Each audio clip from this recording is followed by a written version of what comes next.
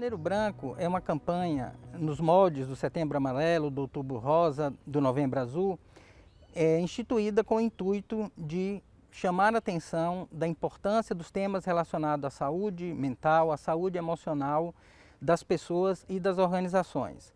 É uma iniciativa bastante importante, criada em 2014 por um grupo de psicólogos e profissionais da saúde da região de Uberlândia. E a gente observa que é uma daquelas práticas inteligentes que emanam da sociedade e que rapidamente tomam corpo e assumem um caráter bastante importante. Por que janeiro? Por um motivo muito simples, estrategicamente ele foi escolhido neste mês por ser um mês em que as pessoas fazem o balanço das suas vidas, suas reflexões pessoais, seus projetos. Isso inclusive tem uma simbologia cultural muito grande, né? Então nesse momento as pessoas fazem essa reflexão e projetam sua vida daqui para frente com o intuito de melhorar e evoluir. Então esse mês é exatamente apropriado por esse tema.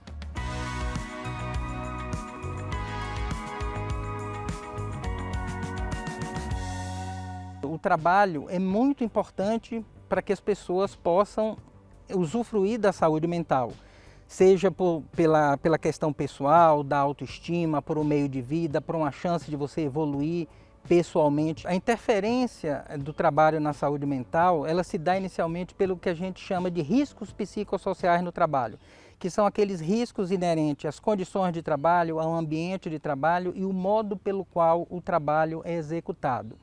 E aí a gente pode listar vários componentes. Então, tem a ver com as condições de saúde e segurança física no trabalho, horários, cumprimento de metas excessivas, né, e jornadas excessivas costumam muito afetar a saúde mental. A questão da violência e assédio no mundo do trabalho também tem um componente muito importante nesse aspecto.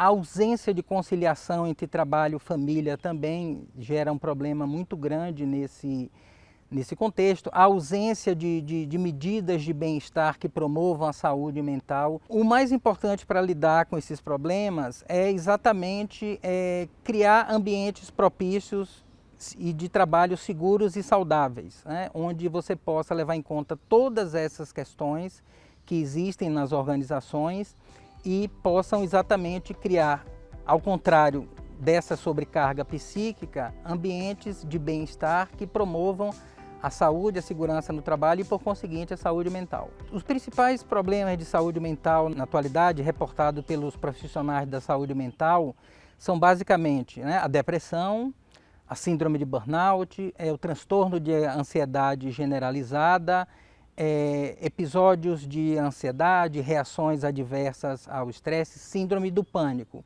E muitas delas também aprofundadas e ou geradas pelo pós-pandemia. Junto com isso, vem também várias ações vinculadas à privação do sono, né, irritabilidade, exaustão, né? Então todos esses quadros estão vinculados a esse conjunto de fatores. A primeira forma de identificar se dá através da existência de profissionais de trabalho, né, na área da saúde, sobretudo, profissionais que trabalham no local de trabalho, mas de modo geral também os profissionais, os médicos, os psicólogos, psiquiatras, terapeutas.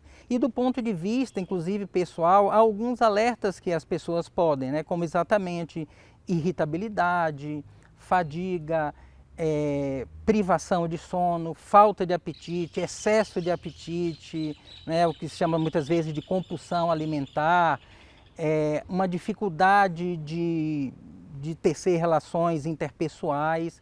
Todos esses são alertas que nos fazem, principalmente depois da pandemia da Covid, lembrando que a gente ainda está num processo de readaptação. A mente ela se condicionou ao isolamento e agora nesse retorno, com várias questões modificadas, seja do ponto de vista das formas de trabalho e da conciliação trabalho e família, tudo isso requer uma curva de aprendizagem, uma readaptação. Então é muito importante estar atento a esses aspectos e sintomas. Um ambiente de trabalho seguro e saudável é aquele nos quais se previne, se minimiza os riscos e promove o bem-estar no trabalho. Colaboradores e colaboradoras com maior nível de bem-estar eles são mais fiéis às empresas, gostam do trabalho, se sentem mais motivados. E do ponto de vista da produtividade do trabalho, é muito importante também. Essas medidas que promovam o bem-estar, retém quadros, atrai quadros de pessoal, aumenta a motivação, diminui o absenteísmo e promove a qualidade no trabalho, que tudo isso redunda em maior produtividade do trabalho. Então é um super jogo de ganha-ganha. Ganha os colaboradores e colaboradores, as organizações, o Estado e a sociedade de um modo geral. Do ponto de vista do que fazer, há várias coisas que são extremamente recomendáveis. E aí a primeira coisa que eu gostaria de citar é vencer o tabu que existe quanto à prevenção à saúde mental. Então tem rotinas muito básicas que, por exemplo, primeira coisa simples, né? Ao acordar, ler um poema, ver um quadro, ouvir uma música que o inspire, que traga um ambiente saudável para as pessoas. Você tem um clichê mental ao acordar, isso inclusive é uma técnica milenar que vem lá das escolas da filosofia antiga, né? Outro aspecto também, durante o trabalho, ter pequenas pausas de 10, 15 minutos para um relaxamento, para se distrair, para sair um pouco daquela psicosfera que muitas vezes ela está abarrotada de compromissos, fazer coisas que gostam nos pequenos intervalos, como ouvir uma música, praticar um esporte, uma atividade física que também é muito importante. E outra coisa muito importante também é ter a capacidade de se desconectar.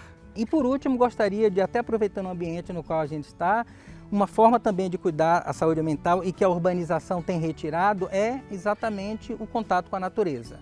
É sempre importante, é sempre edificante, é sempre refazedor ter alguns 10, 15 minutos, né? Então, se a gente está na área urbana, sempre tem um parque perto que a gente pode, ao final do dia, no início da manhã, dar uma caminhada apreciando a natureza, que também isso faz muito bem ao bem-estar social das pessoas.